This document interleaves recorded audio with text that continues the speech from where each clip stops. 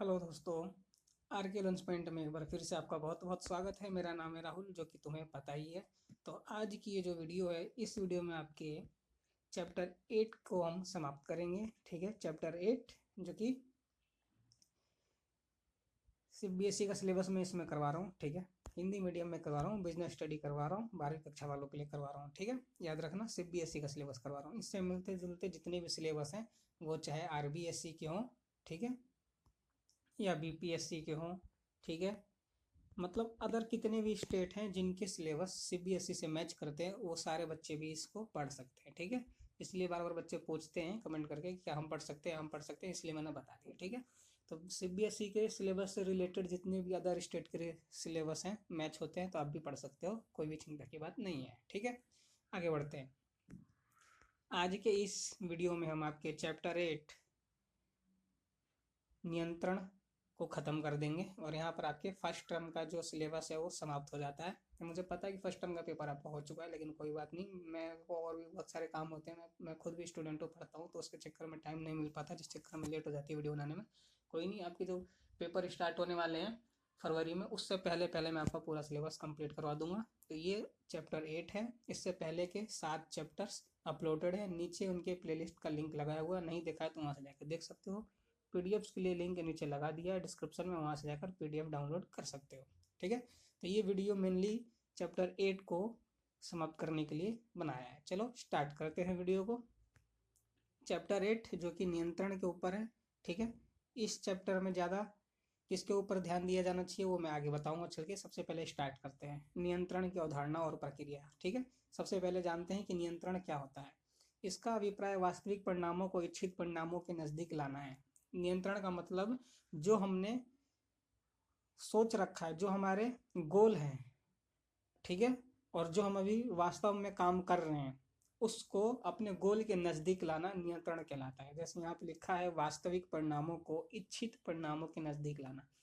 इच्छित परिणाम मतलब कि जो हमने अपने उद्देश्य निर्धारित कर रखे हैं वो, और वास्तविक परिणाम मतलब जो हम अभी कार्य कर रहे हैं उसके जो परिणाम है वो। इन दोनों को नज़दीक लाना मतलब कि जो हम अभी कार्य कर रहे हैं उसको समाप्ति की ओर ले जाना नियंत्रण कहलाता है। ठीक है, जो कार्य हम अभी कर रहे हैं उसको समाप्ति के नज़दीक ले जाना क्या कहलाता है? नियंत्रण कहलाता है। क्या है नियंत्रण की विशेषता है? नियंत्रण प्रबंध का एक आधारभूत कार्य है। प्रबंधक के अनेक कार्य हैं, लेकिन नियंत्रण का महत्व सबसे अधिक है, क्योंकि नियंत्रण के बिना सभी कार्य अर्थहीन हो जाते हैं। मतलब कि जो प्रबंध के कार्य हैं, 5 पोस्टेक कार्य हैं, जो कि मैं पहले बता चुका हूँ। पोस्टेक मतलब प्लानिंग, एस का मतलब स्टाफिंग, डी का मतलब डायरेक्टिंग, एस का बता पी से प्लानिंग, ओ से ऑर्गेनाइजिंग, एस का मतलब स्टाफिंग, डी का मतलब डायरेक्टिंग, और सी का मतलब कंट्रोलिंग, जो कि आखिरी कार्य है प्रबंध का, अंतिम कार्य जो कि हम अभी पढ़ रहे हैं, पोस्ट डेक। इसको ऐसे याद कर सकते हो पोस्ट डेक के नाम से। ठीक है, तो ये जो 5 कार्य हैं उनमें सबसे अंतिम कार्य है कंट्रोलिंग, यानी कि नियंत्रण, और जो कि महत्वपूर्ण है। इसके बिना बाकी के पिछले जितने 4 कार्य सारे के सारे बेकार हैं, क्योंकि कितना भी काम कर लो उसके ऊपर निगरानी नहीं रखोगे तो काम अच्छे से नहीं होता है। ठीक है, इसलिए कहा गया है यहाँ पर कि नियंत्रण प्रबंध का एक आधारभूत कार्य है, क्योंकि प्रबंध नियंत्रण के बिना अधूरा है। इसके सारे कार्य बिना नियंत्रण के सफल नहीं हो सकते हैं। किसी भी कर्मचारी को काम दिया है तो देखते रहना पड़ता है कि क्या कर्मचारी सही से काम कर रहा है या नहीं कर रहा है। नहीं देखोगे तो वो काम करेगा नहीं ढंग से, काम चोरी करेगा। ठीक है, इसलिए नियंत्रण होना आवश्यक है, और इसके बिना सारे कार्य क्या है? अधूरे हैं। ठीक है, अगला है सर्वव्यापक कार्य। नियंत्रण प्रबंध का अनिवार्य कार्य है, क्योंकि यह सभी स्तरों पर किया जाता है। नियंत्रण हर स्तर पर किया जाता है, इसलिए इसको सर्वव्यापक कार्य बोला है। मतलब कि हर जगह इसका प्रयोग किया जाता है, हर स्तर पर देखा जाता है कि कर्मचारी ढंग से काम कर रहे हैं या नहीं कर रहे हैं। ठीक, अगला है स्तत प्रक्रिया। नियंत्रण का अभिप्राय किसी ऐसी प्रक्रिया से नहीं है जिसे केवल एक ही बार किया जाता हो, यह हमेशा आवश्यक होता है। ठीक है, नियंत्रण का मतलब कि ऐसा नहीं कि एक बार कर लिया और 10 साल की छुट्टी। आपको 10 साल तक काम करना है तो लगातार 10 साल तक नियंत्रण करते रहना होगा, ताकि काम को अच्छे से और सफलतापूर्वक टाइम पर पूरा किया जा सके। अगर नियंत्रण नहीं करेंगे काम में देरी होगी, जिससे कि काम पूरा नहीं होगा, सफल नहीं होगा। ठीक है, इसलिए नियंत्रण हमेशा किया जाना चाहिए। अगला क्या है? नियंत्रण नियंत्रण प्रबंधकीय प्रक्रिया का आरंभ व अंत दोनों है। नियंत्रण की आवश्यकता प्रबंधकीय प्रक्रिया के शुरू एवं अंत दोनों में ही पड़ती है। ठीक है, जो नियंत्रण है उसकी हमें आवश्यकता स्टार्टिंग में भी पड़ती है और अंत में भी पड़ती है। अंत में तो हम कार्यों का मूल्यांकन करने के लिए नियंत्रण का प्रयोग करते हैं, और आरंभ में इसलिए करते हैं कि कर्मचारी जो है वो काम को ढंग से करते रहें, बीच में ढील ना दे, काम चोरी ना करें। ठीक है, इसलिए बोला गया है कि जो नियंत्रण है वो आरंभ में भी काम आती है और अंत में भी काम आती है। ठीक, अगला है नियंत्रण परिणामों से संबंधित है। नियंत्रण का संबंध परिणामों से होता है, क्योंकि प्राप्त परिणामों के आधार पर ही हमें प्रगति का मूल्यांकन व विचलनों का पता चलता है। ठीक है, जो नियंत्रण है उससे हमें परिणामों का पता चलता है कि जो अभी तक हमने काम किए हैं क्या वो सही से किए हैं, नहीं किए, कितनी हमने टाइम इसमें फालतू की खर्च कर दी, या हमें इसमें कितना और अभी काम करना है। मूल्यांकन करने का मतलब कि उसको समराइज करना, कितना हमने काम किया है, कैसा चल रहा है, क्या नहीं है, क्या सही चल रहा है, क्या नहीं चल रहा है, उसको विचलन कहते हैं। ठीक है, मूल्यांकन करने का मतलब हिंदी में देसी भाषा में समझा देता हूँ कि क्या होता है विचलन और मूल्यांकन। ठीक है, मूल्यांकन का मतलब होता है कि किसी भी काम को जांचना। जैसे कि हमें कोई काम 10 घंटे में करना है, तो फिर हम देखेंगे जब काम होने के बाद कि क्या ये काम 10 घंटे में हुआ या नहीं हुआ। ठीक, अगर ये काम 10 घंटे में हुआ है तब तो ठीक है, हमारे जो मूल्यांकन हमने किया बिल्कुल सही किया, सही मूल्यांकन हुआ, मतलब काम भी सही हुआ। अगर 10 घंटे की बजाय 12 घंटे लगे हैं काम में, ये तो हमने मूल्यांकन कर दिया कि 10 घंटा काम में हो जाना चाहिए था 10 घंटे में, लेकिन 12 घंटे में हुआ। लेकिन जो इन दोनों के बीच का डिफरेंस आया ना 2 घंटे, यही विचलन कहलाता है। ठीक है, पहले मूल्यांकन करो कि क्या काम टाइम पर हुआ या नहीं हुआ, अगर नहीं हुआ तो उन दोनों में क्या डिफरेंस आया वह विचलन कहलाता है। ठीक है, तो नियंत्रण से इन दोनों का ही पता चल जाता है। ठीक है, मूल्यांकन करते हैं जिससे कि हमें विचलनों का पता चल जाता है। तो ये हमारी विशेषताएं थी नियंत्रण की, जो कि ऊपर मैंने पढ़ाई। आशा करता हूँ समझ में आया होगा, नहीं आया हो तो कमेंट जरूर करो ताकि मुझे पता चल सके। ठीक है, अब देखते हैं कि नियंत्रण के महत्व क्या है। संगठनात्मक लक्ष्यों को पूरा करना। नियंत्रण द्वारा विचलनों का अतिशीघ्र पता लगाया जाता है और सुधारात्मक कार्यवाही की जाती है। ऊपर हमने मूल्यांकन किया, हमें विचलनों का पता चल गया, मतलब पता चल गया विचलन का मतलब कमी, की कमी क्या है। ठीक है, हमें जिसे जैसे ही कमी का पता चला हमने तुरंत उसको सुधारा और कार्यवाही को दोबारा से करने को बोल दिया। तो इससे क्या होता है, संगठनात्मक लक्ष्य पूरे होते हैं। ठीक, दूसरा है प्रमापों की शुद्धता को जांचना। एक प्रबंधक नियंत्रण कार्य करते समय वास्तविक कार्य प्रगति व परिमाप की तुलना करता है। वह यह जांचता है कि कहीं निर्धारित परिमाप सामान्य परिमापों से अधिक या कम तो नहीं है। कहने का मतलब है कि जो भी इसका प्रबंधक होता है, जब वो नियंत्रण कर रहा होता है तो वो मूल्यांकन कर रहा होता है, तो यह देखता है कि जो हमने टाइम इसके लिए दिया था, जैसे 10 घंटे में काम करना था, तो क्या काम 10 घंटे में ही हुआ या नहीं हुआ। इस चीज को वो तुलना करता है कि हो जाना चाहिए, नहीं हुआ, हो जाना चाहिए तो ठीक है, हो जाना चाहिए, लेकिन नहीं हुआ तो क्यों नहीं हुआ, इसमें क्या कमी रह गई। ठीक है, इन सभी चीज़ों का क्या करता है ये, प्रमाप की शुद्धता को जांचता है। इससे उसको वास्तविक कार्य की जो प्रगति है वो निर्धारित, जो भी हमने निर्धारित कर रखा है उसके परिमाप से उसकी तुलना कर देता है, जिससे उसको विचलन का पता चल जाता है। ठीक है, तो उससे पता चल जाता है कि जो हमारे परिमाप थे वो कम है या अधिक है। ठीक है, फिर से एक बार शुरू से बताता हूँ, पहुँच पहुँच हो गया इसमें थोड़ा। परिमापों की शुद्धता को जांचना। एक प्रबंधक नियंत्रण कार्य करते समय वास्तविक कार्य प्रगति व परिमाप की तुलना करता है। मतलब कि जब भी नियंत्रण कार्य कर रहा होता है वो, तो वास्तविक कार्य की प्रगति, मतलब जो काम चल रहा है उसकी प्रगति और जो हमने निश्चित कर रखा है उसकी, दोनों की तुलना करता है। ठीक है, वह यह जांचता है कि कहीं निर्धारित प्रमाप सामान्य प्रमापों से अधिक या कम तो नहीं है। मतलब वो यह देखता है कि जो हमने निर्धारित किया था और जो काम अभी कर रहे हैं उसकी तुलना में जो हमने निर्धारित किया था वो कहीं ज़्यादा या कम तो नहीं है। पता चले हमने 10 घंटे में काम करना था, हमने 8 घंटे में ही कर दिया, या हो सकता है हमें 10 घंटे में काम करना था, हमें 12 घंटे काम लग गए करने में। तो इन दोनों में तुलना करता है कि क्या हमने जो निर्धारित किए थे वो सही है या नहीं है। ठीक है, इसलिए उसकी शुद्धता को जांचता है। ठीक है, अब आगे बढ़ते हैं और अगला देखते हैं। अगला है संसाधनों का कुशलतम उपयोग। नियंत्रण मानवीय व भौतिक संसाधनों के अनुकूलतम उपयोग संभव बनाता है, जिससे बर्बादी नहीं होती। ठीक है, जो नियंत्रण होता है इससे संसाधनों की बर्बादी नहीं होती, क्योंकि प्रबंधक हर एक कर्मचारी के ऊपर अपनी निगरानी रखता है, उनको देख रेख करता रहता है, और वो किसी भी कर्मचारी को फालतू की बर्बादी नहीं करने देता है, जिससे संसाधनों की बर्बादी नहीं होती है। ठीक है, आगे बढ़ते हैं। अगला है कर्मचारी अभिप्रेरणा में सुधार। नियंत्रण के माध्यम से कर्मचारियों को अभिप्रेरित करने का प्रयास किया जाता है। कर्मचारी जानते हैं कि अच्छा काम करने पर उनकी पहचान बनेगी, क्योंकि नियंत्रण में कार्य का मूल्यांकन किया जाता है। कर्मचारी अभिप्रेरणा में भी सुधार का काम करता है नियंत्रण। कैसे करता है? नियंत्रण के माध्यम से जब कर्मचारियों को अभिप्रेरित करने का प्रयास किया जाता है, इससे क्या होता है, कर्मचारी जानते हैं कि हमने जो काम किया है, हमारे उस कार्य का क्या होगा, मूल्यांकन होगा, मतलब उसकी जांच की जाएगी। अगर वो काम ढंग से करेंगे, जांच किया गया और कार्य अच्छा हुआ, सही पाया गया, तो इससे क्या होगा कि कर्मचारी को भी अभी प्रेरणा मिलेगी। क्योंकि कई बार कंपनियां ऐसा भी करती हैं कि जो कर्मचारी ज़्यादा अच्छा काम कर रहे हो तो उनको बोनस दे देते हैं, ठीक है, एडवांस में सैलरी दे देते हैं, ठीक है, छुट्टी वगैरह दे देते हैं। बहुत सारी चीज़ें हैं जो कि कर्मचारी अच्छे से काम करता है तो उसको बेनिफिट्स दिए जाते हैं। तो इससे क्या होता है कि कर्मचारी अभी प्रेरित होता है और अच्छा काम करता है। ठीक है, ये है इसका मेन मोटिव। अब आगे बढ़ते हैं। अगला है व्यवस्था व अनुशासन सुनिश्चित करना। नियंत्रण के लागू होने से व्यवस्था व अनुशासन सुनिश्चित होता है। परिणामतः अवांछित कार्यों पर रोक लगता है, जैसे चोरी, असहयोग, काम में देरी, काम चोरी आदि। नियंत्रण करने से क्या होता है कि जितने भी इधर उधर के काम, आलतू फालतू काम, चोरी वगैरह होती है, वो सारी रुक जाती है, कम हो जाती है, जिससे कि काम हमारा समय पर पूरा हो जाता है, उद्देश्यों को जल्दी प्राप्त कर लेते हैं।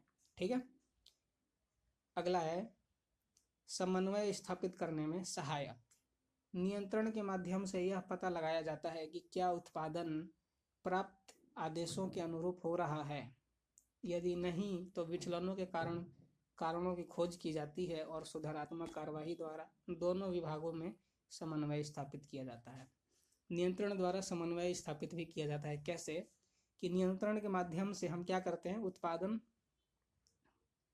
उत्पादन जो भी हो रहा है देखते हैं कि क्या सही हो रहा है या नहीं हो रहा है। ठीक है, यदि सही हो रहा है तो ठीक है, यदि नहीं हो रहा है तो उनके विचलनों का पता लगाया जाता है, मतलब कि उनके कारणों का पता लगाया जाता है कि आखिर क्यों नहीं हो रहा है। ठीक है, फिर कारणों का पता लगाते ही पता चल जाता है कि अच्छा ये कर्मचारी है, इसको समझ में नहीं आ रहा, तो उसको समझा दिया जाता है, जिससे कि क्या हो जाता है, सुधारात्मक कार्यवाही हो जाती है। ठीक है, जो भी हमें समस्या मिली उसको सुलझाना ही सुधारात्मक कार्यवाही कहलाती है। तो जैसे ही हमने सुधारात्मक कार्यवाही किया तो वो क्या हुआ, जो भी उसमें कमी थी वो दूर हो गई और उन दोनों में क्या हुई, समन्वय स्थापित हो गई। इसलिए यहाँ पर कहा गया है कि नियंत्रण जो है वो समन्वय स्थापित करने में भी सहायक है।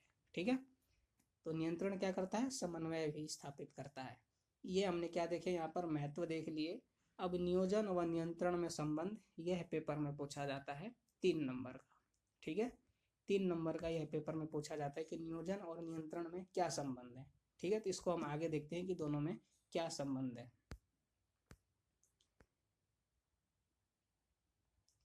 सबसे पहला संबंध यह है कि नियोजन एवं नियंत्रण की एक दूसरे पर निर्भरता, मतलब कि नियोजन और नियंत्रण दोनों ही एक दूसरे पर निर्भर होते हैं। कैसे? नियोजन नियंत्रण के अभाव में अर्थहीन है। जो नियोजन है वो नियंत्रण के बिना क्या है, बर्बाद है, बेकार है। कैसे? इसमें यह बताया गया है कि नियोजन तभी सफल होता है जब नियंत्रण विद्यमान हो, मतलब कि जब जो हम योजना बना रहे हैं वह तभी पूरा हो पाएगा जब हम उसके ऊपर नियंत्रण करेंगे। ठीक है, जैसे कि जो भी हमने नियोजन करा और उद्देश्य बनाए हैं उसमें कोई ना कोई तो काम करेगा ही, उसके ऊपर हमें जरूर उसकी देखभाल करनी होगी, उसको अपने अंडर में लेना होगा ताकि वो काम ढंग से करे, सही से करे, सही समय पर करे, अच्छे से करे, तभी तो हमारा उद्देश्य पूरा हो पाएगा। तो नियंत्रण का होना जरूरी है। ठीक, और दूसरा, नियंत्रण नियोजन के अभाव में अंधा है। नियंत्रण में वास्तविक कार्य निष्पादन की तुलना प्रमापों से की जाती है। यदि प्रमाप ही निश्चित न किए जाएं तो नियंत्रण का औचित्य ही समाप्त हो जाएगा। कहने का मतलब ही कि नियंत्रण अकेला करेगा क्या, किसके ऊपर नियंत्रण करेगा, जब तक नियोजन ही नहीं है, काम ही नहीं है, कोई काम ही नहीं करेगा तो नियंत्रण अकेले खुद के ऊपर थोड़ी ना नियंत्रण करेगा। नियंत्रण करने के लिए कुछ होना भी तो चाहिए जिसके ऊपर वो नियंत्रण करे, तो वो क्या है? नियोजन। जब नियोजन होगी तभी नियंत्रण होगा, अन्यथा नियंत्रण नहीं होगा। ठीक है। और जब नियोजन होगी तो उसके लिए फिर नियंत्रण होना जरूरी है। ठीक है। इसलिए कहा गया है कि नियोजन जो है नियंत्रण के अभाव में अर्थहीन है, और जो नियंत्रण है वो नियोजन के अभाव में अंधा है। मतलब कि अगर नियोजन नहीं होगा तो नियंत्रण भी नहीं होगा, लेकिन यदि नियोजन है तो नियंत्रण होगा ही होगा। ठीक है। कहने का मतलब ये है। और दूसरी है नियोजन एवं नियंत्रण में विभिन्नता। पहला पढ़ा हमने नियोजन और नियंत्रण एक दूसरे के ऊपर निर्भर कैसे है। अब दूसरा पढ़ेंगे कि नियोजन और नियंत्रण में भिन्नता क्या है, डिफरेंस क्या है। पहला, नियोजन आगे देखना है जबकि नियंत्रण पीछे। योजनाएं हमेशा भविष्य के लिए बनाई जाती है और भविष्य में की जाने वाली कार्यवाही निश्चित करती है। दूसरी ओर नियंत्रण में कुछ कार्य पूरा हो जाने के बाद ही यह देखा जाता है कि कार्य परिमापक अनुसार हुआ या नहीं। अतः नियोजन आगे देखता है जबकि नियंत्रण पीछे। ठीक है। पेपर में जो इम्पोर्टेंट है वो ये है, नियोजन आगे देखना जबकि नियंत्रण पीछे। पेपर में ये हमेशा पूछा जाता है। ठीक है। ऊपर वाला ये बाय चांस ये दोनों पूछ लिए जाते हैं, लेकिन ये हमेशा पूछा जाता है। ठीक है। तो इसे ध्यान से समझ लो क्या है ये। नियोजन आगे देखना है जबकि नियंत्रण पीछे। नियोजन को आगे देखना क्यों कहा जाता है? क्योंकि योजनाएं हमेशा भविष्य के लिए बनाई जाती हैं। ठीक है। और भविष्य में की जाने वाली कार्यवाही निश्चित की जाती है नियोजन के अंतर्गत। मतलब हम आगे चल के भविष्य में क्या करने वाले हैं, कैसे करेंगे, वो सारी चीजें हमें नियोजन में बनाई जाती है। इसलिए कहा जाता है कि जो नियोजन है वो आगे देखना है, मतलब कि नियोजन आगे देखता है और नियंत्रण पीछे। कैसे देखता है नियंत्रण पीछे, देख लेते हैं। दूसरी ओर नियंत्रण में कुछ कार्य पूरा हो जाने के बाद ही यह देखा जाता है कि कार्य परिमापों के अनुसार हुआ या नहीं। कहने का मतलब यह है कि नियंत्रण पीछे देखने का मतलब यह है कि जब कुछ काम हम कर लेते हैं उसके बाद हम देखते हैं कि जो हमने पहले निर्धारित किया था, वो जो हमने काम कंप्लीट कर लिया वो उसके अनुसार हो रहा है या नहीं हो रहा है। ठीक है। जैसे एग्जांपल देता हूँ मैं कि हमने एक काम निश्चित किया, ये हमारा काम है। ठीक है। हमने ये निश्चित कर रखा है और हमने काम यहाँ से स्टार्ट किया, हम यहाँ तक पहुँचे, यहाँ तक हमने इतना काम कर लिया, इतना। फिर हम देखेंगे कि इतना काम होने में जितना टाइम लगना था, जो निश्चित किया था हमने, क्या उतना ही लगा या नहीं लगा। तो नियंत्रण जब यहाँ आ जाएंगे उसके बाद करेंगे पीछे। ठीक है। और जबकि नियोजन हम यहीं से यहाँ के काम को कर लेते हैं। ठीक। क्या हुआ इसका मतलब कि हमने यहाँ से योजना बनाई, नियोजन किया, कहाँ के लिए? यहाँ के लिए किया, यहाँ के लिए नियोजन किया, डायरेक्ट यहाँ के लिए। ये क्या कर रहा है? आगे देख रहा है। ठीक। ये बात समझ में आ गई? ठीक है। अब समझाता हूँ नियंत्रण का। नियंत्रण, यहाँ से हमने काम स्टार्ट किया और मान लो यहाँ पहुँच गए। अब यहाँ पहुँचने के बाद हम देखेंगे कि जो पीछे हम काम करते हुए आ रहे हैं, क्या वो काम हम सही से कर रहे हैं या नहीं कर रहे हैं। जो योजना में बताई गई थी नियोजन के समय पर, उसके अनुसार ही कर रहे हैं या नहीं कर रहे हैं। तो नियोजन तो हमने आगे देखना डायरेक्ट ये बता दिया, यहाँ पर देख लिया इसने। लेकिन नियंत्रण जब यहाँ आ गए तो इसके बाद ये पीछे देख रहा है कि हमने पीछे वाला काम सही से किया या नहीं किया। तो इसलिए यहाँ पर कहा गया है कि नियोजन आगे देखता है और नियंत्रण पीछे देखता है। ठीक है। ये यहाँ पर समझ में आ गया होगा। अब आगे बढ़ते हैं। तो इसका जो मेन बात है वो यही है कि नियोजन आगे देखता है और नियंत्रण पीछे देखता है। अब इसका विपरीत है अगला, वो कैसे, वो आगे देखते हैं। इसके विपरीत है जो, वो शायद प्रिंट नहीं हुआ है, मिस्टेक होगी, देखता हूँ शायद आगे होगा। नहीं, वो नहीं है, यहीं पर बता देता हूँ मैं। नियोजन आगे देखना है जबकि नियंत्रण पीछे। और इसका विपरीत कैसे हुआ? नियोजन आगे देखना है जबकि नियंत्रण पीछे, ये तो मैंने बता दिया। पेपर में 100% यही पूछा जाता है। ठीक है। और एक और हो जाता है इसके बाद यहीं पर कि नियोजन पीछे देखना है जबकि नियंत्रण आगे, ऐसा भी कहा जाता है। नियंत्रण आगे देखना इसलिए कहा जाता है उस स्थिति में कि जो पहले हम काम कर चुके हैं, हमने जैसे यहाँ काम किया इतना, ठीक है, यहाँ पर काम समाप्त हो गया है पूरा का पूरा, तो हम यहाँ पर लास्ट में देखते हैं सब कुछ इसके ऊपर नियंत्रण मूल्यांकन और सब कुछ करने के बाद हम निर्णय लेते हैं कि जो ये गलती हमसे यहाँ पर हो गई वो हम आगे चलकर नहीं करेंगे। ठीक है। जैसे हमने ये काम पूरा किया, इसमें हमने नियंत्रण से पता लगाया कि क्या क्या गलतियां हो गई थी हमसे। अब हम उसको भविष्य में दोबारा नहीं दोहराएंगे। इसलिए यहाँ पर कहा गया है कि नियंत्रण यहाँ पे इस स्थिति में क्या कर रहा है, आगे देख रहा है कि ये गलती हमसे आगे नहीं होना चाहिए।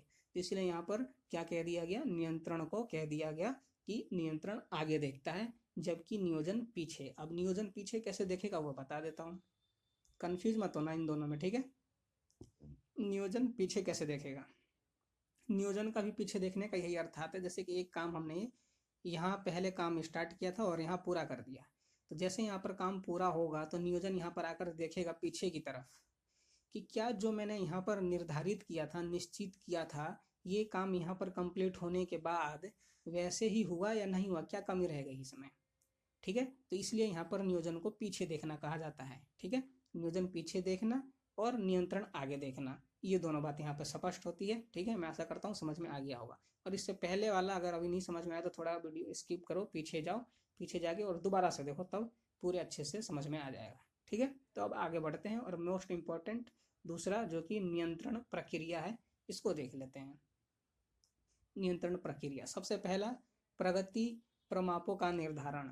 प्रमाप वे आधार होते हैं जिनके संदर्भ में वास्तविक प्रगति को मापा जाता है, इससे व्यक्ति विभाग को उनकी मंजिल का पता चलता है। प्रगति प्रमापों का निर्धारण मतलब कि प्रमाप वो होते हैं जिनके संदर्भ में हम वास्तविक काम को नापते हैं, मतलब जो भी हमने उद्देश्य निर्धारित करे हैं उसकी तुलना में जो अभी हम कर रहे हैं क्या वो सही कर रहे हैं या नहीं कर रहे हैं, ठीक है।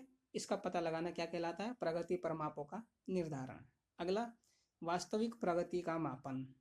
वास्तविक प्रगति का मापन पूर्व निर्धारित प्रमापों के आधार पर किया जाता है, इससे प्रबंधकों को यह पता चलता है कि कार्य योजना के अनुरूप है या नहीं है,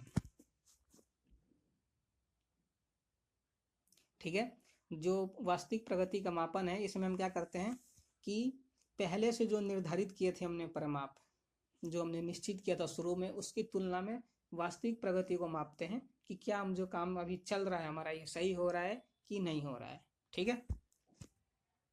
अगला है वास्तविक प्रगति की प्रमापों से तुलना, मतलब कि यहाँ पर वास्तविक प्रगति की तुलना प्रमापों से की जाती है, इससे विचलन का पता चलता है। मतलब कि जो कार्य हमने निश्चित किया था और जो कार्य हमारा चल रहा है इसके बीच में कोई गड़बड़ तो नहीं है, अगर गड़बड़ है तो क्या है, उसी को विचलन कहते हैं, ठीक है। उसका पता लगाया जाता है।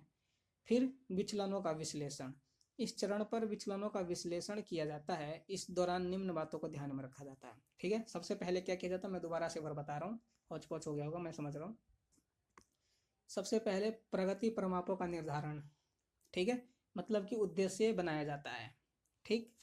अब मोटे मोटे पॉइंट्स में बता रहा हूँ, ठीक। प्रगति प्रमापों का निर्धारण मतलब कि उद्देश्य निर्धारित किया जाता है, ठीक है।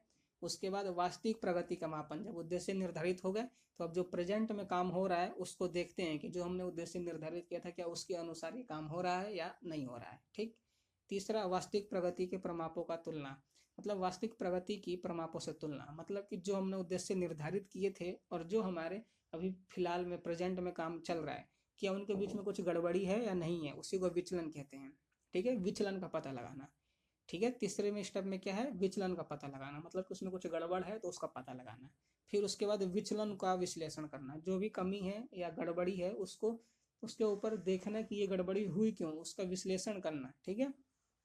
वो क्या क्या कहलाता है इन विचलनों में, मतलब कि क्या क्या आता है वो हम अभी आगे पढ़ने वाले हैं कि विचलन कितने प्रकार के होते हैं, कैसे कैसे होते हैं, ठीक है। तो चलो अभी हम ये 4 पॉइंट समझ में आ गए ना, इसके बाद आता है सुधारात्मक कार्यवाही जो कि हम आगे अभी बताने वाले हैं, ठीक है। तो इतना समझ में आ गया होगा, अब आगे बढ़ते हैं, देख लेते हैं कि विचलन कैसे कैसे होते हैं, ठीक। तो सबसे पहला विचलन होता है क्या प्रमाप प्राप्त हुआ या नहीं, क्या जो हमने उद्देश्य निर्धारित किए थे वह मिल गया या नहीं मिल गया, सबसे पहले यह पता किया जाता है। दूसरा, क्या विचलन स्वीकार्य है, मतलब कि जो कमी आई या जो इसमें कुछ घाटा वाटा हुआ तो क्या वो उतने से हमारा ठीक है, ज़्यादा नुकसान तो नहीं हुआ, वो हम स्वीकार करेंगे या नहीं करेंगे, ठीक है।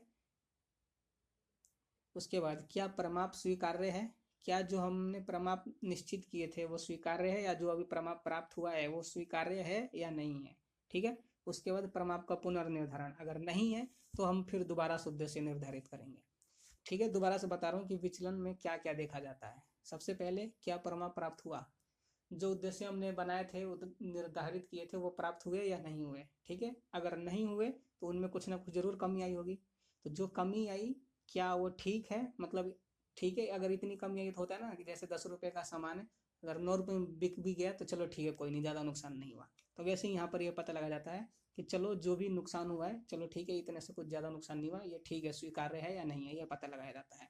तीसरा, क्या प्रमाप स्वीकार्य हैं। अब जो हमें निर्धारित किए थे, निर्धारित कुछ किया था, प्राप्त कुछ हुआ था, लेकिन जो प्राप्त हुआ क्या वो ठीक है, इतने से हमारा चल जाएगा या नहीं चलेगा। अगर चल जाएगा तब तो ठीक है, और यदि ठीक नहीं है, हमें स्वीकार नहीं है, तो हम दोबारा से उद्देश्य निर्धारित करेंगे। ठीक, सबसे पहला उद्देश्य प्राप्त हुआ या नहीं हुआ। दूसरा, नहीं हुआ तो जो भी कमी है क्या वो हमारे लिए स्वीकार्य है, हम उसको स्वीकार करेंगे या नहीं करेंगे। ठीक, उसके बाद जो प्राप्त हुआ क्या वो हमारे लिए स्वीकार्य है तो ठीक है, और नहीं है तो हम दोबारा से उद्देश्य निर्धारित करेंगे। ये विचलनों का पता लगाना है। ठीक है, विचलन इन चारों चीजों को क्या करता है, अध्ययन करता है। अब लास्ट आ जाती है सुधारात्मक कार्यवाही। इस चरण पर सुधारात्मक कार्यवाही द्वारा वास्तविक प्रगति को अपेक्षित प्रगति के अनुकूल बनाया जाता है, और इस दौरान दो बातों का विशेष ध्यान रखा जाता है। सुधारात्मक कार्यवाही जब करते हैं जब हमें विचलनों का पता चल जाता है। ठीक है, अगर विचलन स्वीकार्य है तब तो ठीक है, लेकिन यदि विचलन स्वीकार्य नहीं है तो हम उसको ठीक करेंगे ना, जो गड़बड़ी हो गई है उसको हम ठीक करेंगे, ताकि हमारा जो भी विचलन आ रहा है वो ना आए, हमें जो हानि हो रही है वो हानि ना हो। ठीक है, तो इसलिए उसमें सुधारात्मक कार्यवाही की जाती है, और जिसके लिए हमें दो बातों का ध्यान रखना होता है। पहला, वास्तविक प्रगति में कमी को दूर करना। दूसरा, इस कमी की भविष्य में पुनरावृत्ति को रोकना। मतलब कि जो भी प्रेजेंट में काम हो रहा है उसमें जो कमी है उसको दूर किया जाता है, और दूसरा, इस गड़बड़ी को दोबारा भविष्य में होने से रोकना। ये दो बातों का सुधारात्मक कार्रवाई करते समय ध्यान रखा जाता है कि जो अभी हमें समस्या आ गई उसको तो सुलझाओ, और ये समस्या दोबारा से आगे चलकर नहीं आनी चाहिए। इन दोनों बातों का सुधारात्मक कार्रवाई में विशेष ध्यान रखा जाता है। ठीक है, तो यहाँ पर ये प्रक्रिया समाप्त होती है, और ये चैप्टर भी यहीं पर समाप्त होता है। आशा करता हूँ कि समझ में आ गया होगा। अगर कोई भी कन्फ्यूजन हो तो कमेंट करके नीचे बता सकते हो कि जी भैया ये बात है हमारे समझ में नहीं आई। ठीक है, और वीडियो को लाइक कर देना, अभी तक नहीं किया तो चैनल सब्सक्राइब कर लेना, अपने दोस्तों के साथ शेयर करना जो कि बिजनेस स्टडी हिंदी में पढ़ना चाहते हैं। तो आज की वीडियो में बस इतना ही। यहाँ पर आपका चैप्टर 8 समाप्त होता है। बहुत जल्द मैं आपके अगले चैप्टर्स के साथ हाजिर होऊंगा, तब तक के लिए गुड बाय, जय हिंद, जय भारत।